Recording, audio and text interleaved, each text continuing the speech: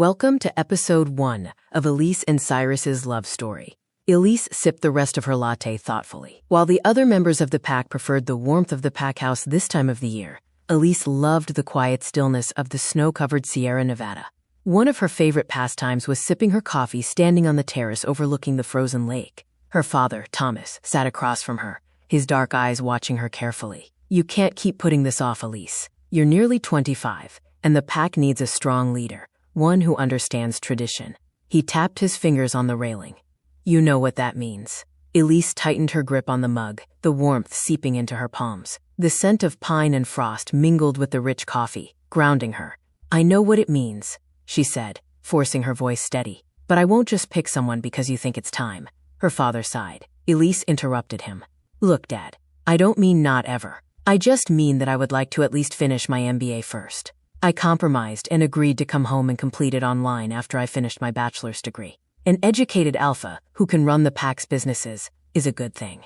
Thomas's jaw tightened, but he nodded slightly. "Education is important, yes, but leadership is more than spreadsheets and quarterly reports. The pack needs stability, someone to anchor them." Elise smiled. "That is why you are here, Dad."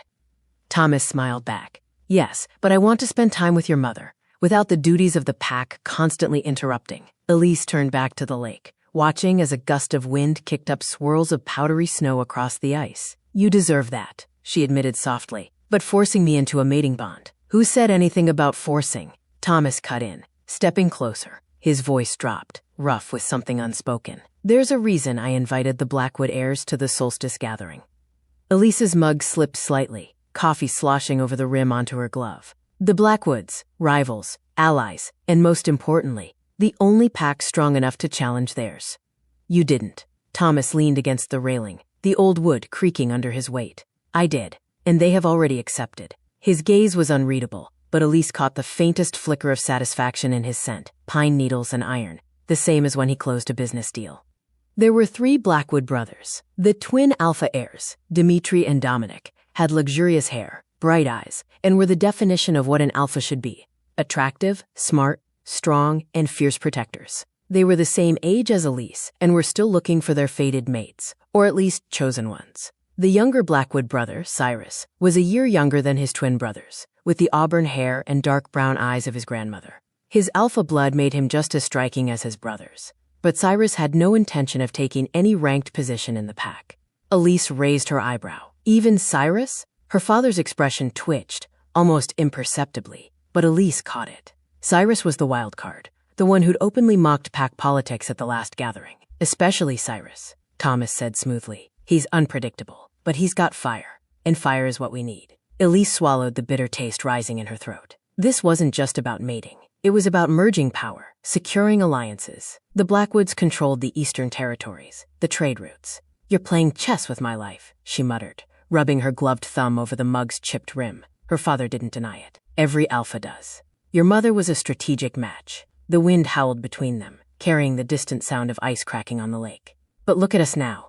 Elise clenched her jaw. She remembered her parents' quiet moments, her father's rough hands brushing snow from her mother's hair, the way they still stole glances across the pack house like teenagers.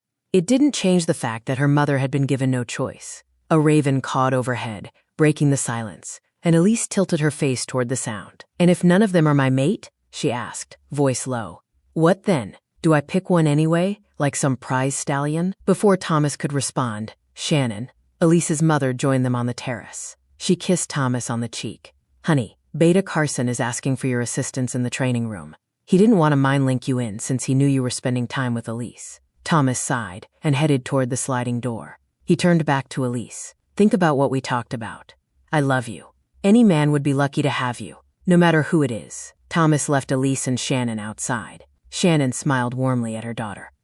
Shannon brushed a strand of dark hair behind Elise's ear, her fingers lingering, cold from the mountain air, but familiar. "He's trying his best, you know." Her voice was soft, carrying the scent of lavender and winter mint. "Even if it feels like a trap."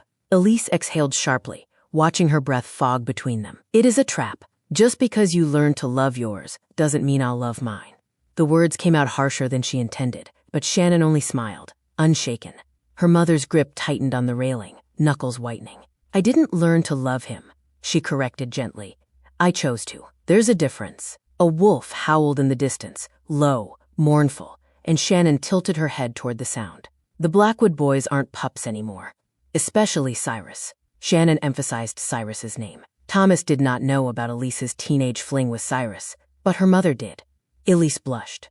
Elise sipped her coffee to calm her heart rate. The mention of Cyrus's name still made her flush. That was a long time ago, Mom. I thought we had something, but after he spent the summer here with us, he ghosted me. I never heard from him again.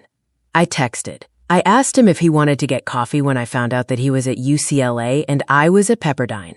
He never reached out. Shannon nodded. I know that is hurtful, baby. And, while I'm not making excuses, he does want to be a doctor. That takes dedication. Elise scoffed. And texting me back would have interfered with that? Shannon sighed, rubbing her hands together against the cold. Maybe he had his reasons, or maybe he was just young and stupid. She hesitated, then added, but he's coming to the solstice gathering. You could ask him yourself. Shannon winked. Or you can just pick one of his brothers. Or both. Shannon giggled almost girlishly. Mom!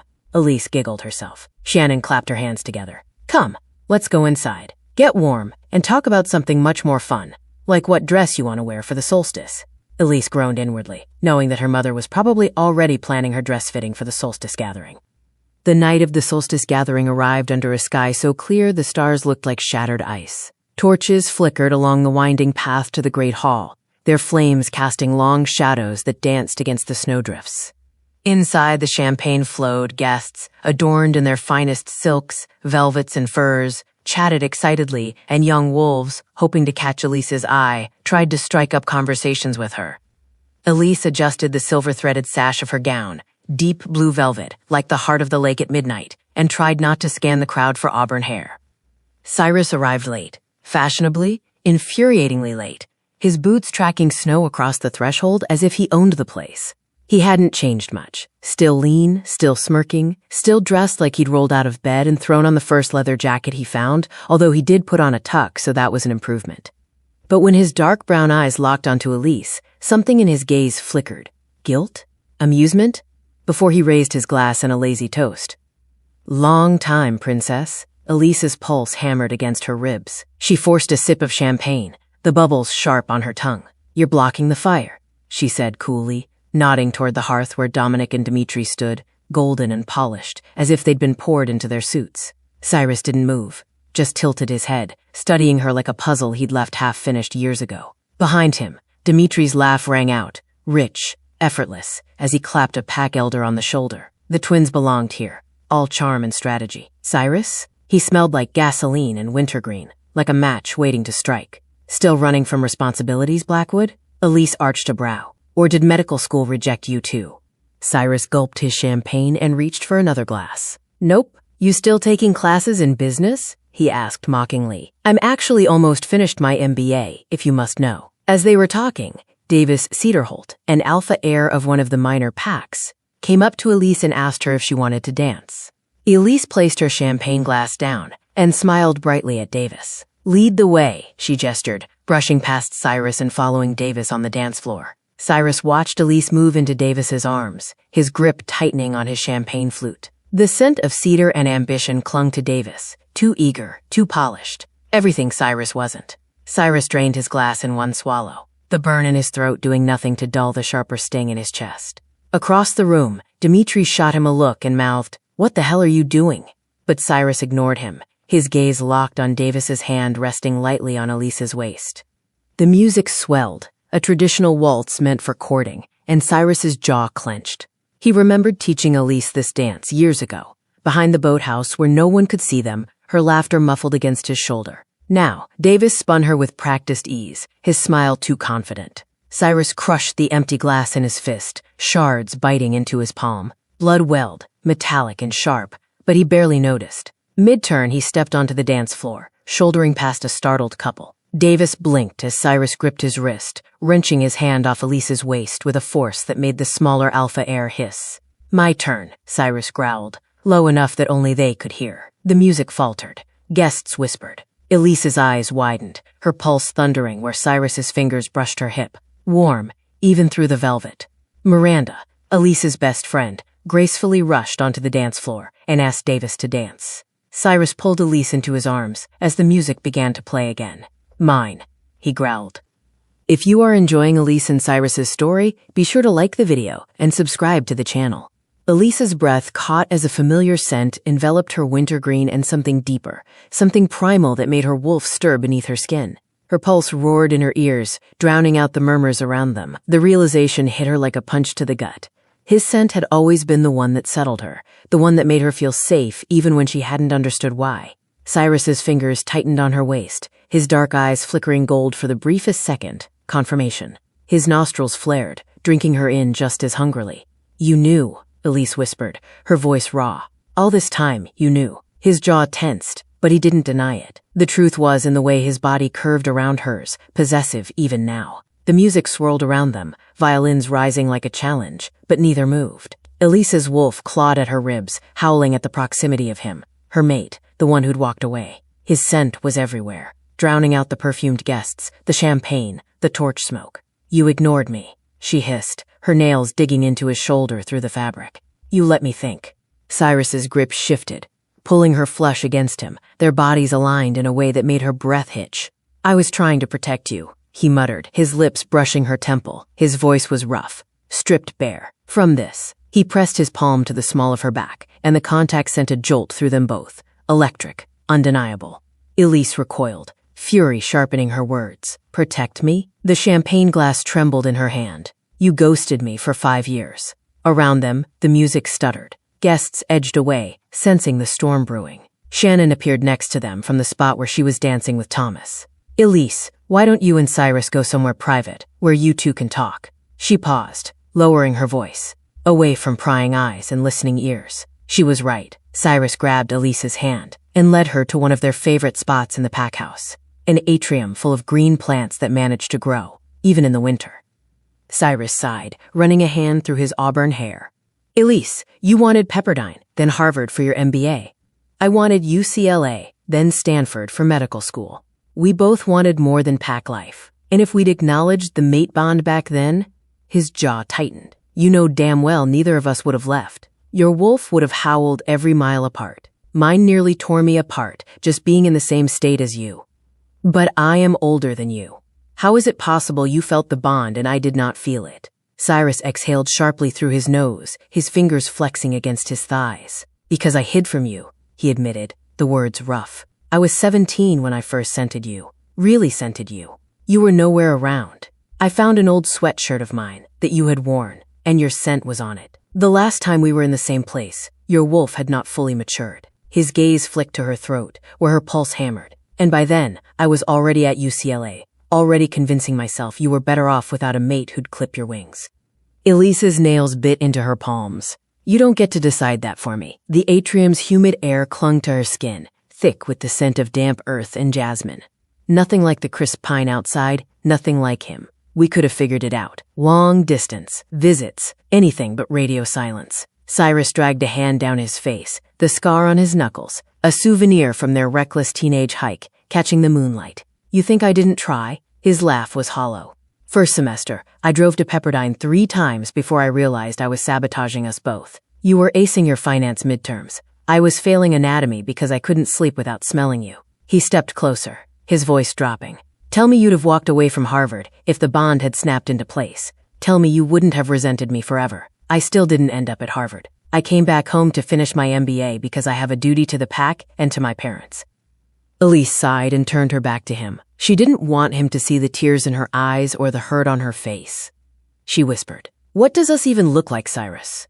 I will be the next alpha of this pack. I need a mate who wants to run this pack with me. Is that even something you want?" Cyrus stepped toward her, but before he could answer, the earth underneath them rumbled lightly. In the distance, they heard commotion.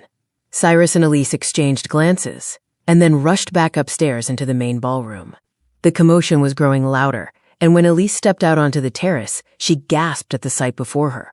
A massive wall of snow was barreling down the mountainside toward the pack house. The force of it shook the ground beneath their feet, sending champagne glasses crashing to the floor. The pack scrambled. Wolves shifted mid-stride, elders herded pups toward the cellar, and Thomas roared orders above the chaos. Cyrus grabbed Elise's wrist, dragging her toward the door. "Move," he barked, but she yanked free, already stripping off her gown to shift.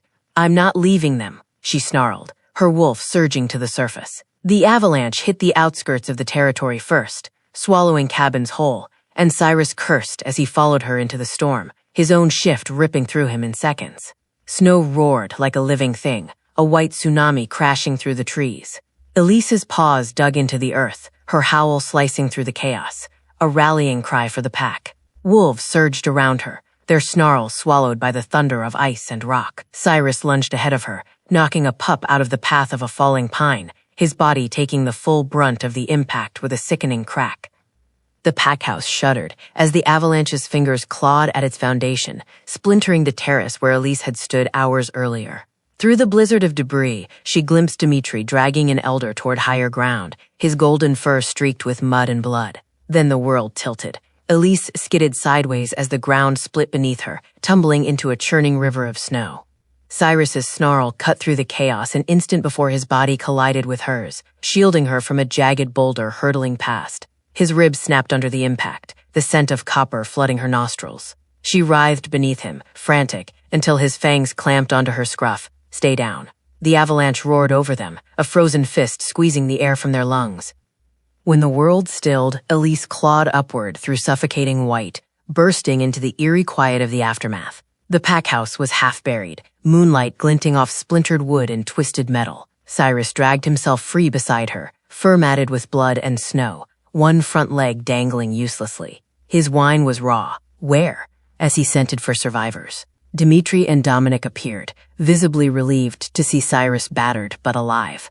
Thomas ran out to where they were standing, his giant black wolf a contrast to the white snow. "Come, everyone in the village has made their way to the pack house. Let us seek shelter until we are sure that there are no more trimmers to come. We can see about digging out in the morning."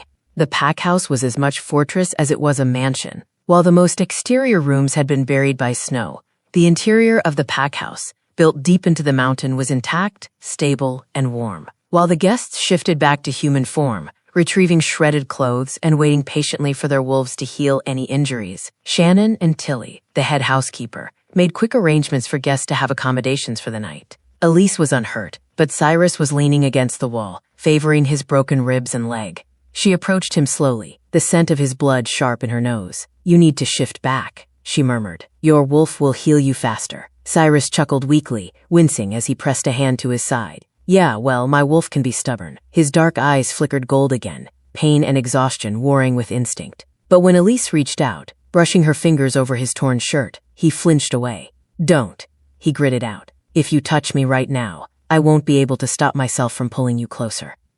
Elise shifted uncomfortably. "Let me at least help you to your room." Elise whispered quietly, "Thank you for having my back." She wrapped her arm around Cyrus's waist to steady him as they shuffled toward the guest wing, his weight uneven against her. Cyrus gritted his teeth, sweat beading on his forehead as his wolf worked beneath his skin. She could feel the heat radiating off him, the accelerated pulse of his healing. Cyrus chuckled. "Some doctor I am. I should be helping to attend to the wounded." "You are one of the wounded," Elise retorted. Then softer, she stated, quote, "Besides, there were no major injuries. Any injuries I saw could be healed by their wolves." If you are enjoying Elise and Cyrus's story, be sure to like and subscribe to the channel. Be sure to tell us where you're listening from and what you liked about the story in the comments. They reached the guest wing only to find Beta Carson directing a frazzled Tilly, who wrung her hands as she explained the situation.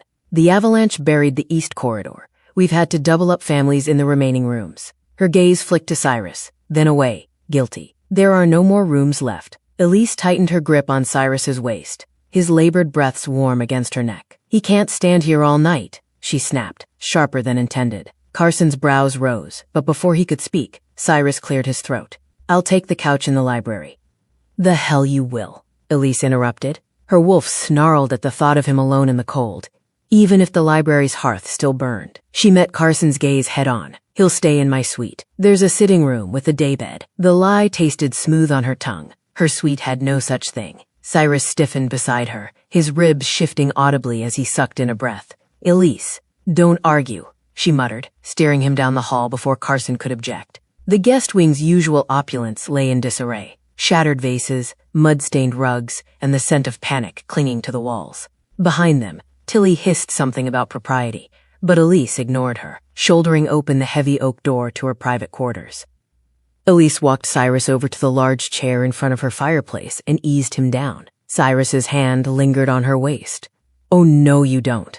Elise shoved his hand away. "I haven't forgot that you ghosted me for years. But I don't want you being uncomfortable while your wolf heals you." Cyrus wriggled his eyebrows at her seductively. "Is that so?" Elise put her hands on her hips. "That's so. And if you don't behave, I will send you to share a room with Dominic and Dimitri, who I am sure will make you sleep on the floor." Cyrus groaned, throwing his head back against the chair with a wince. "They snore like chainsaws." His fingers tapped restlessly on the armrest, the only betrayal of his discomfort. His wolf was healing him fast, but not fast enough. "Fine. I'll be good. Mostly." One of the Omegas knocked on the door and entered with an extra set of blankets and a pillow, looking pointedly at Cyrus before setting them down. After ensuring that there was enough wood in the fireplace, the same Omega gave Cyrus another warning look before leaving the room. "Sheesh," Cyrus chuckled. Elise felt exhausted all of a sudden. She mind-linked Thomas and Shannon to see if either one of them needed any further assistance. Each confirmed that she was not needed, and to her great disappointment, her mother told her to take care of her mate. Elise rolled her eyes. "Oh, and Elise?" Cyrus called out to her from behind. "Yes, Cyrus? I prefer to sleep in the nude." I hope that Cyrus made you laugh and that you enjoyed this first part of his love story with Elise. Be sure to check the channel for more of their adventures together. Until next time, my fellow bookworms.